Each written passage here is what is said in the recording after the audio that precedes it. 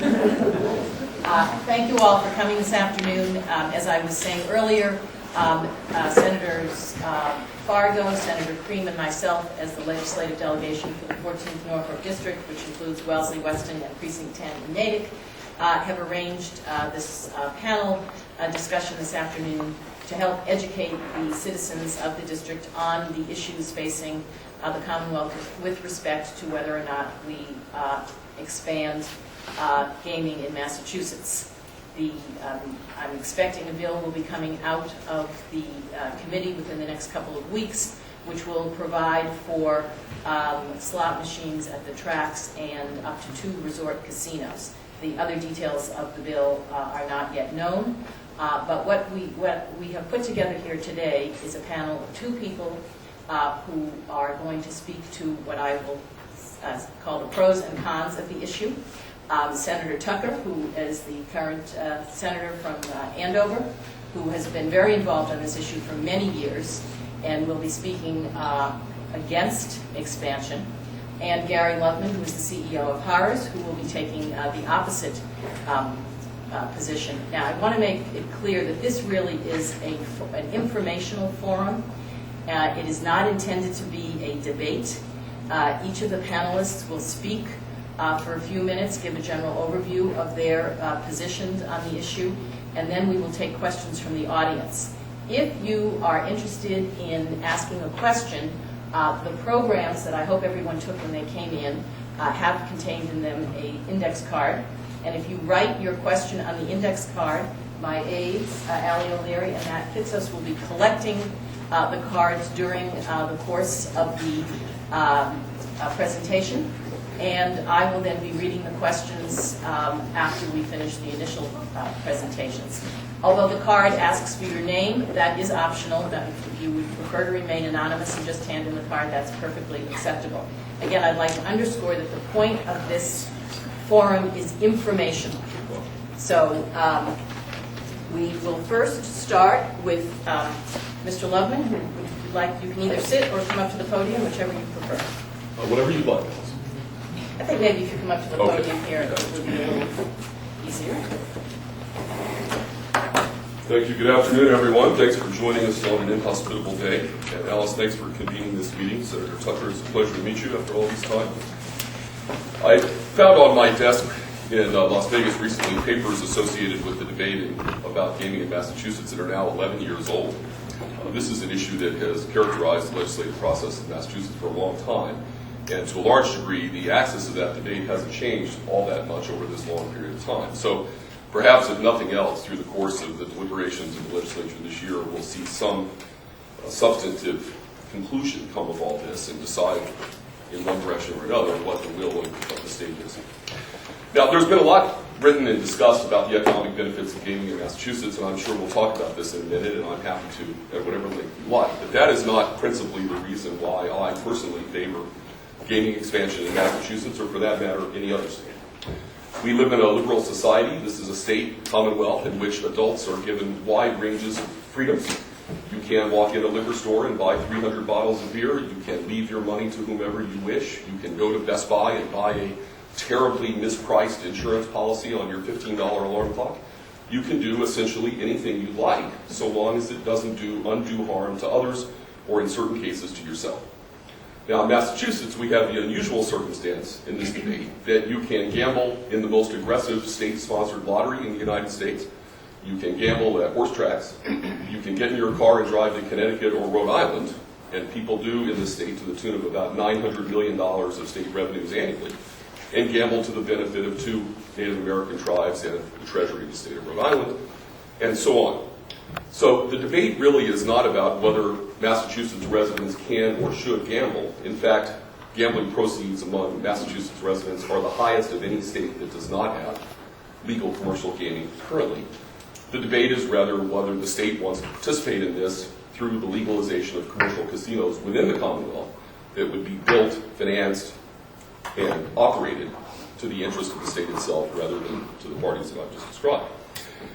Now, perhaps the most striking characteristic of this debate to me is that it emerges in every state, and Alice may have noted, I don't recall, that we operate in 52 places around the world. We operate facilities from Johannesburg to Cairo to Ontario to Latin America and all over the United States, so we hear this debate quite frequently. That the debate tends to take place within the walls of Beacon Hill. There is not much reference to what is an enormous social science evidentiary base upon which one can have an informed discussion. And I'm hoping that as our discussion this afternoon proceeds, we can talk about that.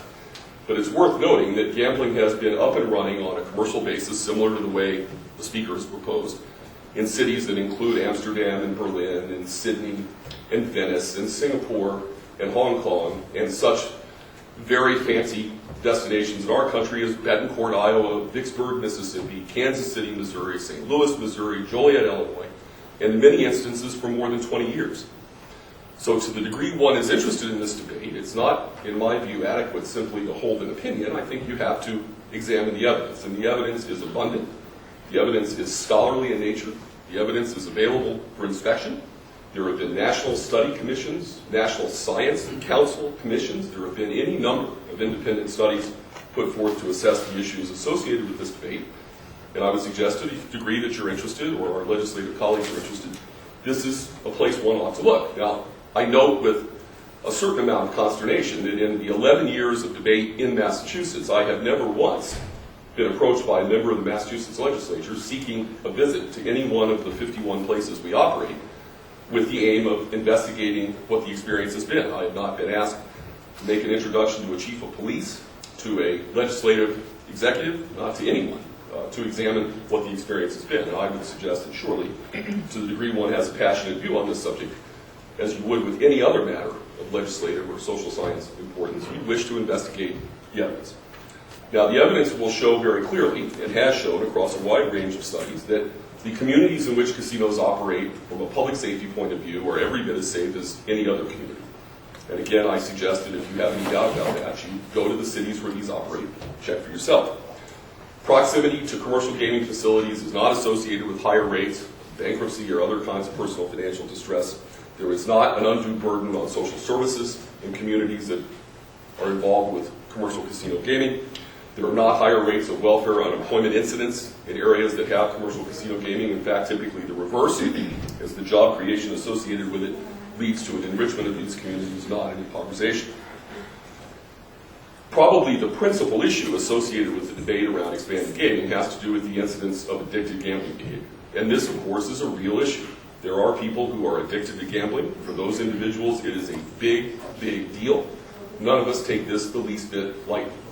For these individuals, going through this experience is a terrible thing for them and their families, and we ought to collectively do everything possible to remedy that. However, in a free society, what we don't do is outlaw. If we were to do that, for example, we would outlaw the consumption of alcohol, we would outlaw the consumption of all sorts of things that are enjoyed by the many and suffered by the few. In the case of pathological gaming, academic studies, including those at Harvard, have indicated that about 1.5% of active users of commercial gaming are addicted at any point in time. We take that very seriously. We try to do a number of things to address that. However, as we look at the state of Massachusetts, it's very unlikely that permitting in-state casinos in a jurisdiction that is served largely by out-of-state but nearby casinos would have very much to do at all with the rate of addiction. It simply has to do with where those revenues are generated and where the tax proceeds are enjoyed. So we would like, as a commercial casino operator, to have a business in Massachusetts. We believe very firmly that the state would benefit from it, given the degree to which the state is already active in this business. We think the social costs, as they're described, are addressed as they are in places like Iowa and Indiana and Illinois and Missouri and Mississippi and Louisiana and New York State and Rhode Island and Connecticut, any number of other places that have been in the commercial casino gaming business now for, in some cases, taking Iowa as an example, more than 22 years. And finally, if you take Iowa as perhaps a very good case in point, as it often comes up in the middle of the election cycle, Iowa has an unusual statute where the citizens of the communities in which the casinos are located are allowed via referendum to vote on the extension of the gaming licenses in their community every 8 years. So in the course of some 22 years of gaming experience in Iowa, there have been many, many such referendums. Every single one of them has passed. And on average, they've passed by a 75 to 25% vote. So I think the burden of evidence is upon our opponents to suggest why it is the case that if